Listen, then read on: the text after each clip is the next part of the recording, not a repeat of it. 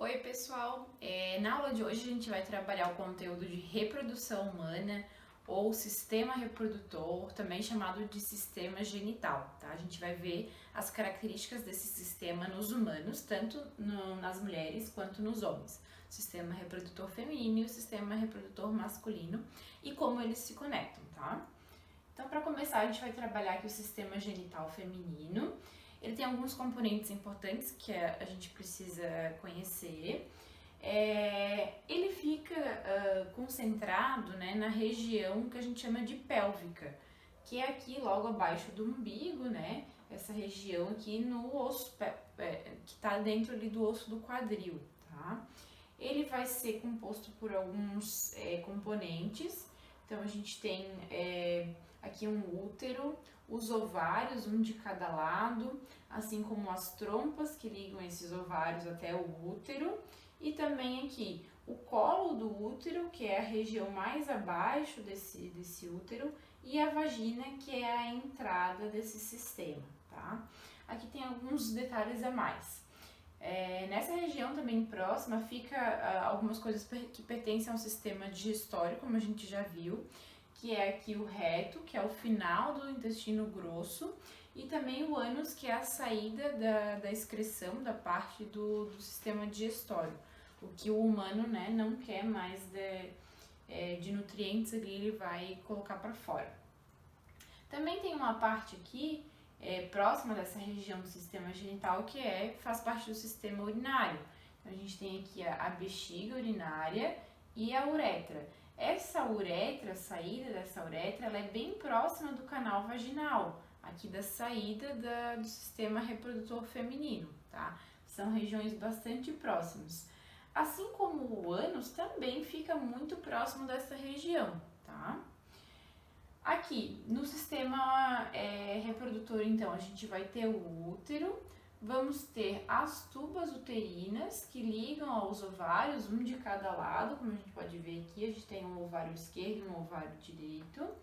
Aí depois a gente tem o canal vaginal e a vagina, e a parte mais externa dessa vagina, onde é já pra fora mesmo, a gente chama de vulva, tá?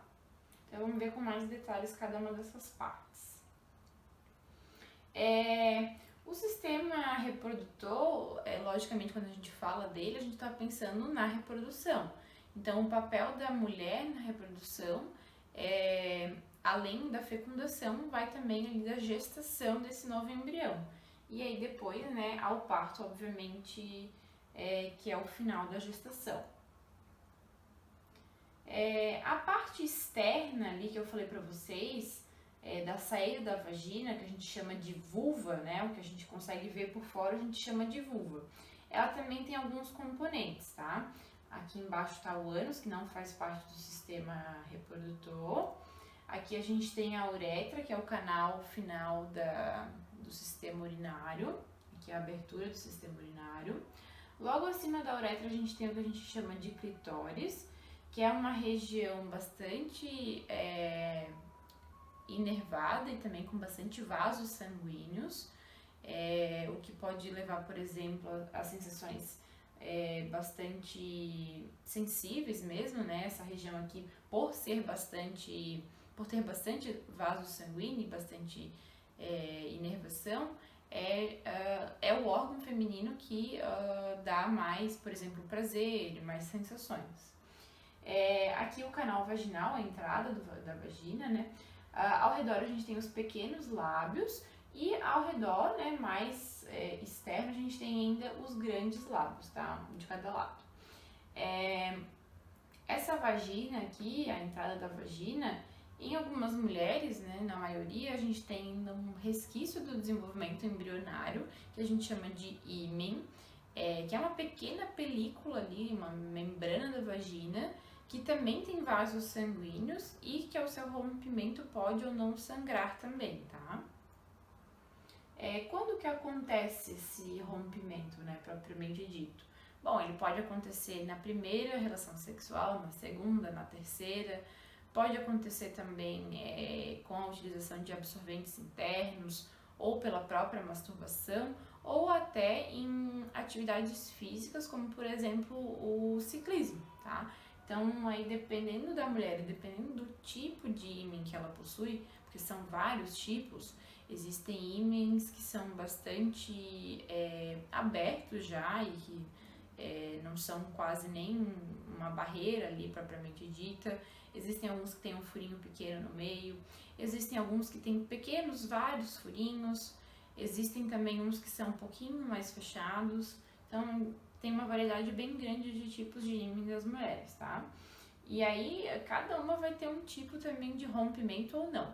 E já existem muitas mulheres que nem vêm com esse ímã, tá? Isso aí, ao longo da evolução humana, é um acessório, assim, que não tem uma função propriamente dita, né? E que por muito tempo se falou muito da função de verificar se a mulher era ou não virgem, mas a gente já não tem mais esse quesito, né, em teoria, na nossa sociedade ocidental. Então é um acessório completamente desnecessário. Antigamente também se pensava da função protetora do ímã, principalmente em crianças, como um acessório que protegesse a vagina da criança da entrada de micro-organismos, por exemplo, e outros, tá? Mas também não se tem essa teoria tão consolidada. E aí, durante o ato sexual propriamente dito, ou durante uma masturbação, né, o que quer que seja, pode ocorrer esse rompimento do ímã, tá? E não necessariamente vai sangrar, não necessariamente vai doer, ou não necessariamente o ímã tá lá, tá? Cada mulher vai ter uma peculiaridade, uma diferença ali na hora de romper ou não esse ímã, se existe ou não. Aí aqui tem um vídeo do Drauzio Varela que ele responde uma pergunta sobre exames ginecológicos em mulheres virgens. Eu acho que é interessante a gente trazer isso, porque muitos de vocês ainda não tiveram relação sexual, então acho que é interessante a gente pensar que tipos de exame que são necessários ou não, tá? Então a gente vai dar uma olhadinha nesse vídeo. Olá, amigos do YouTube. Nós vamos responder a pergunta do Luizito Souza. Luizito diz assim: você podia falar sobre exames para mulheres virgens? Eu tenho uma conhecida que tem suspeita de endometriose, mas tem medo de fazer o exame por falarem só do ultrassom vaginal. Normalmente, endometriose, quando você faz o ultrassom, é um ultrassom transvaginal, através da vagina. Evidentemente que o exame ginecológico nas meninas virgens não pode ser igual ao das mulheres com vida sexual ativa. E nem precisam ser igual. Por quê? Porque primeiro, o exame ginecológico, todos aqueles exames feitos, o Papa Nicolau, etc., na mulher sexualmente ativa, são feitos por quê? Porque existe possibilidade dessas mulheres adquirirem infecções. A mais importante delas é a infecção pelo HPV, o papilomavírus, e o HPV, em determinadas circunstâncias, pode, com o passar do tempo, induzir a formação de tumores malignos. Então, as lesões que são chamadas de pré-malignas têm que ser identificadas logo. Na menina virgem, ela não teve risco ainda, não teve chance de se infectar pelo HPV.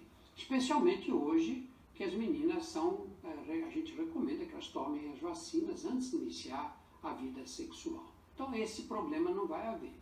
Quando forem outros problemas, por exemplo, problemas com útero, problemas ovarianos, e o exame ginecológico for muito importante, ela não vai poder fazer o exame por via vaginal. O que se pode fazer é o exame por via retal. O exame por via retal não dá tantas informações ao tacto quanto o exame por via vaginal, mas ele ajuda. Um ginecologista experiente sabe como fazer o exame retal, por via retal, e que de modo a dar acesso a esses órgãos ginecológicos, os ovários, o útero e as tubas, né, que ligam os ovários ao útero. Então, há sempre uma forma de se tratar uma moça como essa. Se ela tem suspeita de endometriose, O que tem que fazer é um preparo para o exame, não é fazer um desses ultrassons de rotina. Nesse preparo para o exame pode ser, primeiro tem que tomar laxante, esvaziar completamente o intestino, e o exame, o ultrassom também pode ser feito por via retal na menina virgem. Então, pessoal, isso aí foi uma fala do Dr. Drauzio Varella, um médico bastante conhecido, né? Eu adoro ele. E ele comentou essa questão. Então, se as meninas são virgens, né? Ou seja, não tiveram ainda uma relação sexual com outro parceiro, não tem por que a gente fazer esses exames ginecológicos que são indicados para verificação de possíveis lesões no colo do útero, como por exemplo o Papa Nicolau. O Papa Nicolau, ele serve justamente para a gente ver se há lesões ali no colo do útero. Deixa eu mostrar aqui para vocês a figura do colo do útero, pra gente ver onde que é, tá? Aqui é o colo do útero, ele é o finalzinho do útero. O útero ele tem mais ou menos um formato de pera, né, de cabeça para baixo, e aqui é o colo. Até o colo do útero, o pênis ele consegue entrar, tá? E aqui é onde a maior parte das meninas pode ter algum tipo de alteração, algum tipo de lesão. Geralmente essas lesões são causadas por um vírus chamado HPV. Esse vírus ele se coloca dentro dessas células aqui do útero e ele pode causar lesões de vários níveis, tá? Lesão de nível 1, 2, 3, assim por diante, e lesões que podem dar origem, inclusive, ao câncer do colo do útero, tá? Que é um câncer bastante grave e que acomete algumas mulheres e que tem um prognóstico bastante ruim. Por quê? Porque ele não tem muitos sintomas evidentes. Então, geralmente, o que faz a mulher saber ou não que está com câncer de colo de útero é justamente o exame Papa Nicolau, tá? Então, se a menina é virgem, né, se ela não teve ainda o rompimento do possível ímen, se indica o que o Drauzio falou, né, um exame aqui pelo ânus, que não vai dar tanto, assim, um diagnóstico com tanta precisão, né? Porque o que ele vai investigar, na realidade, são outras coisas lá pra dentro, como, por exemplo, a endometriose. A endometriose é quando, durante a descamação aqui do útero, durante a menstruação, ao invés da menstruação sair pelo canal vaginal, que é o caminho correto, a menstruação ela sobe pela tuba uterina e ela acaba saindo aqui na tuba uterina. Porque essa tuba uterina, ela não tem uma conexão direta com os ovários, tá? Ela tem aqui uns fios, uns prolongamentos que conectam de forma indireta a tuba uterina com os ovários. Então, por aqui, se ocorrer uma descamação e essa descamação fazer o caminho contrário, essa descamação ela pode sair aqui nas tubas uterinas e as tubas uterinas vão estar aqui em contato, por exemplo, com o intestino. Então, se pedaços dessa menstruação se conectarem ao intestino, pode ocasionar, por exemplo, a endometriose. Endometriose é quando esses pedaços de tecido do endométrio vão para outras regiões e se fixam ali, podendo ocasionar lesões no intestino ou podendo ocasionar uma multiplicação celular naquela região que vai ocasionar muita dor. Então, geralmente, as mulheres que têm um diagnóstico de endometriose sentem muitas dores durante o período de menstruação e também ao longo do ciclo menstrual, tá? Então, o caminho correto da menstruação seria vir para baixo, não ele vai para cima. Se a mulher, por exemplo, tiver uma suspeita de diagnóstico de endometriose e for virgem, aí sim se faz o exame aqui pelo ânus, né, pelo reto, e aí se tem um diagnóstico possível ou não, mas não tem tanta precisão quanto o exame feito pela vagina. Mas daí, o exame Papa Nicolau, se a menina for virgem, não tem por que fazer. E assim como o Drauzio falou também a questão da vacina, a maioria de vocês, meninas aí hoje de 18, 17 anos, tem essa vacina, tá? Então, também não tem tanta necessidade assim, sem ter relação sexual. Após ter relação sexual, aí sim você pode procurar um ginecologista para fazer esse exame aí com uma periodicidade que vai de 1 a 3 anos, dependendo da mulher, tá? E da idade que ela está. Mas se não, não tem essa necessidade antes de ter relação sexual. Professora, eu tomei a vacina do HPV, tá tudo em dia. Preciso fazer o exame Papa Nicolau em algum momento na minha vida? Sim, precisa. Porque a vacina, ela é contra os principais subtipos do HPV, tá? São, acho que 5 ou 4 subtipos, depende da vacina. E existem uma infinidade, pelo menos 16 subtipos de HPV são bastante frequentes. Os que estão na vacina são os que mais são frequentes e os que mais causam lesão. Mas não exclui de você poder ter contato com outro subtipo de HPV e causar lesão no seu colo de útero. Por isso a importância também, mesmo tendo a vacina, de se fazer o exame Papa Nicolau, tá? Acho que daqui do sistema feminino era isso. A gente já viu que as meninas, elas já nascem com todos os ovócitos primários, os ovócitos 1, assim que nascem, né? Já se forma na gestação da sua mãe, quando for menina. Então, os ovários, eles já vão estar com esses ovócitos 1. E aí, depois, na puberdade, esses ovócitos vão se desenvolvendo em ovócitos 2, que daí são liberados para possível fecundação. Então, o sistema genital feminino, ele tá apto para receber o espermatozoide, né? Depois que o pênis, ele penetra aqui no canal vaginal. Se ocorrer a ejaculação, o homem vai ejacular os espermatozoides, aqui os milhões de espermatozoides. Alguns deles vão fazer o caminho de passar pelo útero e chegar lá próximo do ovário, pelas trompas uterinas, tá? E aí pode ou não acontecer a fecundação. Depois da fecundação, esse corpo da mulher também tem diversas transformações hormonais para que esse possível embrião se implante aqui na nossa camada do útero, que é o endométrio, tá? A gente já viu isso.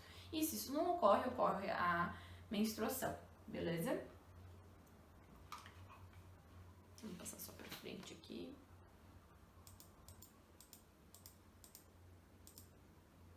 Agora a gente entra então no sistema reprodutor masculino ou sistema genital masculino.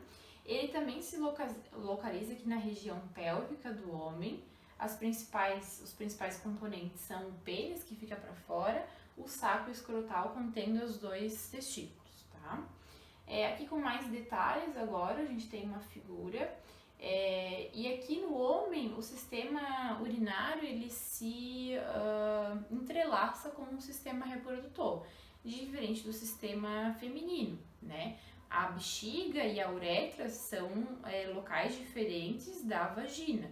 Tem um buraco, que é a saída da uretra, onde sai o xixi, e tem o buraco da vagina, que é onde sai a menstruação e onde entra o pênis, tá? E onde sai também, obviamente, o bebê. Então, aqui no homem, a gente tem, o testículo, né, o pênis aqui. A gente tem conectando esse pênis até o testículo alguns componentes. Aqui tem um testículo em corte e aqui um testículo sem corte. Esse testículo, depois a gente vai ver com uma ampliação, tem alguns componentes lá dentro. E em cima do testículo tem o epidídimo, isso dos 2 lados, tá, pessoal? Epidídimo, que é onde os espermatozoides ficam armazenados por um tempo depois da produção. E esse epidídimo conecta o testículo ao ducto deferente. Esse ducto, ele é bem grande e ele que vai levar esses espermatozoides e o líquido que é produzido aqui no testículo até uma região onde vai estar a glândula vesiculosa e também a próstata. A glândula vesiculosa é a principal glândula que produz o líquido que vai ser ejaculado depois, tá? Então, nesse líquido da ejaculação não tem só os espermatozoides. Vão ter outros componentes, como muco e como líquidos, que vão auxiliar o espermatozoide a conseguir sair pelo pênis, entrar na vagina e chegar até um possível ovócito 2 para a fecundação ocorrer. Os principais que produzem esses líquidos, então, são a glândula vesiculosa e a próstata, tá? A próstata, ela tem um papel importante porque ela vai produzir um líquido que é alcalino, ou seja, com pH um pouco maior que 7. Isso porque no canal vaginal, a vagina ela tem líquidos lá dentro que são bastante ácidos. Esses líquidos eles protegem de possíveis infecções. Só que esses líquidos ácidos eles dificultam que o espermatozoide consiga chegar às trombas para fecundar o ovócito 2. Por isso a próstata ela produz um líquido que é alcalino, ou seja, básico, que vai auxiliar que esse espermatozoide consiga chegar para fecundar o ovócito 2, tá? Então esses dois são os principais. Porém, aqui não está ilustrado, existem outras pequenas glândulas durante esse caminho aqui que vão jogando um pouco de líquido para suprir esses espermatozoides que estão tentando chegar na saída aqui do pênis, tá? Então são várias pequenas glândulas que vão produzindo diversos tipos de células, de proteínas ali que vão auxiliar nessa composição aquosa e mucosa, né, liguenta do esperma, tá? Aí depois aqui da próstata, a gente tem a conexão da bexiga é essa parte maior aqui, né? Lembrando que o xixi nos homens e o esperma sai pelo mesmo canal, que é aqui o final da uretra, né? Essa uretra ela vai seguir aqui por todo o pênis e vai ter um final aqui bem na ponta do pênis, tá? Esse pênis ele vai ser formado por um tecido cavernoso, que a gente vai dar mais destaque daqui a pouquinho. E aqui por fora dos testículos a gente tem um saco escrotal que protege esse testículo, tá? Aqui a gente tem uma parte um pouquinho maior. E uma característica que é interessante aqui da gente falar também é que o trato digestório, ele é bem longe, né? O final aqui, o ânus, ele fica bem longe da saída da uretra, tá? Do pênis. Diferente das meninas que a gente viu, né? Que ficava a saída da uretra, a vagina e o ânus bem próximo. E essa característica que está bem próximo do ânus é um problema para as mulheres no quesito de, principalmente de infecções, tanto na parte da vagina quanto na parte da uretra. Na vagina existem ali, como eu já falei, líquidos que são bastante ácidos que dificultam que uma bactéria ou um fungo do ânus vá para a vagina e ali se prolifere, mas pode acontecer. Mas na uretra não acontece isso, então às vezes por essa proximidade do ânus as mulheres têm muito mais infecções urinárias do que os homens, tá? E também por conta da uretra tá muito próximo da vagina, então se um homem introduz um pênis que tem ali alguma bactéria, algum fungo, essa bactéria e esse fungo podem sair da vagina ali pela vulva e entrar em contato com a uretra, tá? E também leva a mais infecções urinárias. Então aqui no homem já é bem longe, tá? Dificulta esse processo, né? Então o homem não vai limpar o ânus, por exemplo, com papel e acabar sujando a uretra, né? Aqui o pênis. Então eles são bem longes, o que facilita no quesito de infecção nos homens ser menor.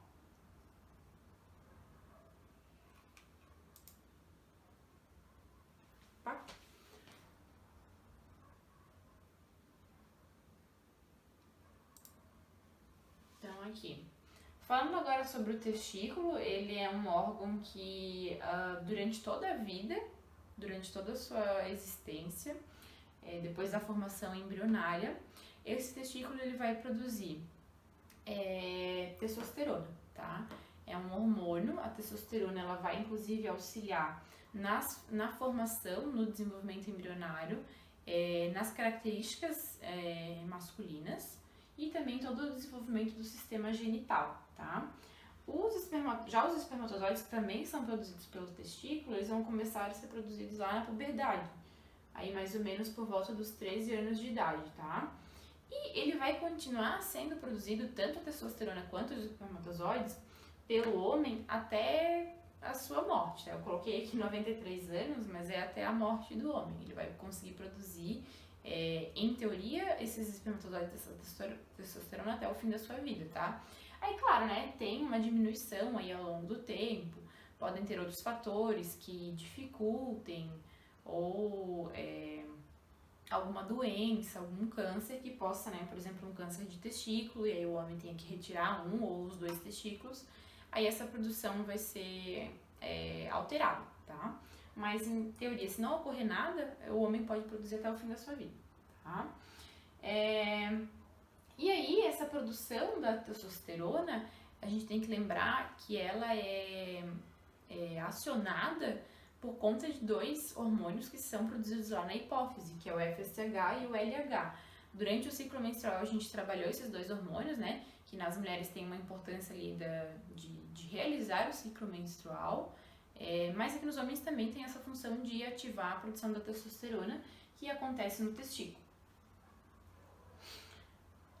E como que isso acontece, né? Então, eu falei pra vocês aí que durante toda a vida do homem, a testosterona vai ser produzida pelo testículo, desde lá bebê até a morte, né? A presença do cromossomo X nos homens, no embrião humano homem, é que vai fazer com que essa produção da testosterona ocorra, tá? Existe um gene lá no cromossomo Y, que chama CRY, que vai produzir essa testosterona. E aí, a testosterona, desde lá o embrião, vai produzindo esses caracteres masculinos, tanto na área genital como em outras áreas, tá? E aí, durante toda a vida, essa testosterona vai, por exemplo, aumentar a quantidade de pelos, existem também outras coisas relacionadas, né? A própria questão do humor e da força muscular, tudo isso em função dessa testosterona, tá? Esse hormônio então, responsável pela diferenciação das estruturas do sistema reprodutor masculino durante a gestação. Então, até um determinado ponto do desenvolvimento embrionário, homens e mulheres, falando em embrião, são exatamente iguais. Só que eles têm ali uma característica diferente, que é o cromossomo. Então, quando é menino, ele vai ter um cromossomo X e um cromossomo Y. E quando é menina, vai ter dois cromossomos X. A gente vai ver isso um pouco mais depois em genética. Quando ele tem esse cromossomo Y, que ele vai produzir essa testosterona, ele daí vai diferenciar no menino em uma determinada fase do sistema do desenvolvimento embrionário. Tá? Nos últimos meses antes do nascimento, a testosterona estimula a descida dos testículos para a bolsa escrotal. Tá? Isso acontece porque o testículo, durante o desenvolvimento, ele é produzido numa região mais abdominal, mais para cima, e essa testosterona, quando vai sendo produzida, ela vai também incentivando, fazendo com que esse testículo vá descendo. Por que o testículo tem que descer para a bolsa escrotal? Porque a temperatura corpórea interna é muito alta para a produção dos espermatozoides férteis. Então, esse testículo precisa estar numa região que seja um pouco mais fria. Então, a bolsa escrotal, ela nada mais é do que uma pele que vai ter ali vasos sanguíneos, né, e tal, mas ela não é tão aquecida quanto a região abdominal. E por isso que os espermatozoides conseguem ser produzidos e serem férteis. Se eles forem produzidos, por exemplo, mais para dentro do corpo, né, quando acontece isso do testículo não descer, eles geralmente geram espermatozoides inférteis, tá? Quando que isso não ocorre? Pode ter uma doença que isso não ocorre, é bem comum, inclusive, a gente sabe, por exemplo, dos cães, é bem comum no nosso dia a dia, dos cães terem um testículo que não desce, tá? Em homens também pode ocorrer, às vezes desce às vezes não desce nenhum. Existem algumas intervenções cirúrgicas que podem ser feitas. Também tem outras doenças, como por exemplo o câncer de testículo, onde um dos testículos ou os dois são retirados. E aí não ocorre, por exemplo, a produção de espermatozoide. Porém, como a gente viu que o líquido, né, do esperma, ele é produzido também em outras vesículas e na próstata, pode ocorrer ereção normalmente, tá? Isso não tem nada a ver, só não vai ter espermatozoide. Assim como a gente viu também quando a gente corta o ducto deferente na vasectomia, ou amarra, ou dá um nozinho para os espermatozoides não chegarem, acontece a mesma coisa, tá? Os espermatozoides eles vão degenerar naquela região e aí não vão chegar a sair, né, pela uretra, tá? Acontece a mesma coisa. Então, aqui só pra gente já dar um início aí do que é a genética que a gente vai trabalhar daqui a pouquinho. O homem, então, vai ter dois cromossomos sexuais, um X e um Y, a mulher vai ter 2X, e os filhos deles vão depender de qual gameta que é fecundado. Então, se for o Homer aqui, o homem, ele vai produzir dois tipos de espermatozoide. Ele vai produzir um espermatozoide contendo X e um espermatozoide contendo Y. No caso aqui, ele foi o que contribuiu com Y. E aqui, nas duas meninas, ele contribuiu com o seu cromossomo X. E a mulher, obviamente, só tem o cromossomo X, né? Tem dois cromossomos X e só vai poder contribuir em cada um dos filhos com o cromossomo X, tá? A ampliação que eu falei para vocês do testículo, ele é composto por centenas de túbulos seminíferos enovelados. Então, aqui estão esses túbulos, são vários, e é onde ocorre a formação do espermatozoide, tá? Essa formação do espermatozoide desde a puberdade, né, mais ou menos 13 anos até o final da vida acontece, depois que eles são formados aqui nesses túbulos, eles vão ficar alojados aqui na região do epidídimo, tá? Onde eles podem ficar temporariamente ou irem sendo liberados. Quando eles são liberados, eles vão chegar aqui no ducto deferente, tá? Esse ducto deferente, quando ele passar lá pelas vesículas e pela próstata, ele vai se unir com outros túbulos e vai formar o canal que a gente chama de ducto ejaculatório, tá? Com a urina também. Se houver estímulo sexual, esses espermatozoides, eles vão para o ducto deferente e aí de lá, né, vai se juntar com o ducto ejaculatório. Com o auxílio das glândulas vesiculosas, que vão produzir aquele líquido seminal, e aí vão ser lançados para fora do pênis, tá? Vai conter muco e nutrientes para esses espermatozoides. A próstata, né, que eu falei para vocês, a próstata, ela também elimina uma secreção, que é alcalina, eu já comentei isso com vocês, e que em meio aquoso deixa o espermatozoide com uma locomoção mais eficiente, né? Ele tem um flagelo lá que ele precisa para se locomover. Então, essa locomoção vai ser facilitada com esse líquido da próstata. A ejaculação, ela é o momento onde o homem vai eliminar esses espermatozoides com esses líquidos. Pode ou não, né, ser dentro de uma vagina, como sendo o resultado de um estímulo sexual. Então, ele precisa de um estímulo sexual primeiro para que essa ejaculação ocorra, tá? Para as mulheres, isso é uma coisa independente. A ovulação ou a liberação do ovócito 2 não necessita de um estímulo sexual, tá? Ela vai liberando conforme o ciclo menstrual dela. Se ocorrer do ciclo menstrual, né, do período da ovulação, tá próximo do momento do ato sexual, aí sim pode ocorrer a gravidez. Falei pra vocês também que eu ia mostrar uma ampliação do pênis, dos corpos cavernosos. Aqui a gente tem um corte e um pênis, mostrando como esses corpos são, tá? Então, são estruturas que têm bastante, como se fossem buracos mesmo no meio, que eles vão poder receber o sangue quando ocorre a estimulação sexual. Esse órgão, então, ele fica cheio de sangue e por isso que ele fica ereto, tá? Então, ó, no interior do pênis existem corpos cavernosos, estruturas de aspecto esponjoso, no meio da excitação sexual ficam cheios de sangue e eles ficam duros. Isso é necessário, obviamente, para a introdução do pênis na vagina. Sem esse enrijecimento, não se consegue colocar o pênis dentro da vagina e aí não ocorre a ejaculação dentro da vagina para a fecundação, tá? Em apenas uma ejaculação, são mais ou menos 300 milhões de espermatozoides que podem ser ejaculados. Isso, obviamente, né, se o homem não tiver uma vasectomia ou se ele estiver produzindo os espermatozoides, né, de forma correta.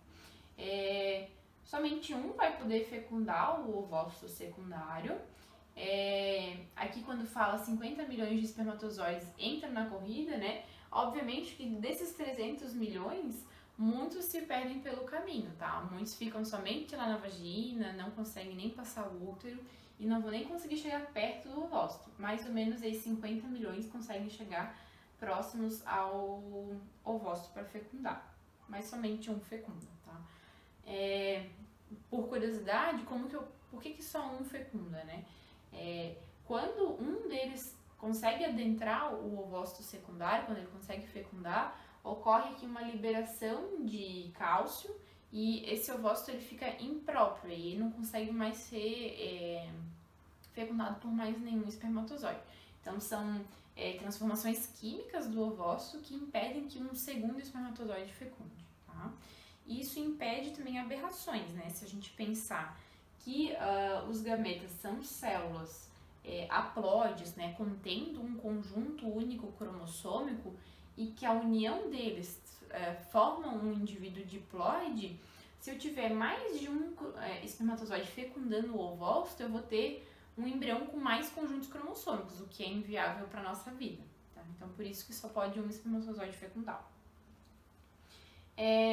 Se durante o ato sexual a mulher vai estiver no período próximo, né, da ovulação ou ovocistação, acontecem também transformações aqui no endométrio, no útero, tá? Ele vai produzir líquidos e vai fazer com que facilite esse processo do espermatozoide chegar até as trompas uterinas, tá? Os espermatozoides que não conseguirem fecundar o gameta, eles vão se degenerar lá no canal vaginal ou até aqui nas tubas uterinas. Somente um consegue fecundar. E por hoje é isso, tá, pessoal? Até a próxima aula.